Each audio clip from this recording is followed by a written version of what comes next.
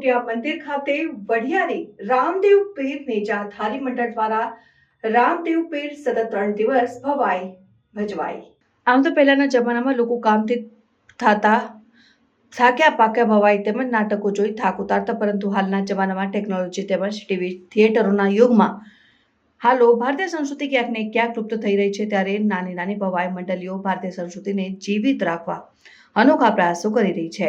ત્યારે ડીસા તાલુકાના જૂના ડીસા ગામે હનુમાનજી મંદિર ખાતે છેલ્લા 3 દિવસથી અલગ અલગ પાત્રો ભજવીને ભવાઈ કરવામાં આવી હતી, જેમાં રામદેવ પીર વઢિયારી નેજાધારી ભવાઈ મંડળ દ્વારા હાસ્યની સાથે આપણો વારસો જળવાઈ રહે તેમજ આવનારી પેઢી આ વારસાથી વાકેફ થાય તે હેતુથી સતત 3 દિવસ ધાર્મિક અલગ અલગ પાત્રો ભજવી લોકોના દિલ જીત્યા હતા। ત્યારે છેલ્લા દિવસે પણ જૂના ડીસાના નગરજનો સહિત આટલું બાજુના લોકો મોટી સંખ્યામાં આ ભવાઈ મંડળની ભવાઈ જોવા પધાર્યા હતા। ત્યારે અંતિમ દિવસ હોવાના કારણે સારું એવું ગરબાનું પણ આયોજન કરી લોકોને મંત્રમુગ્ધ કર્યા હતા।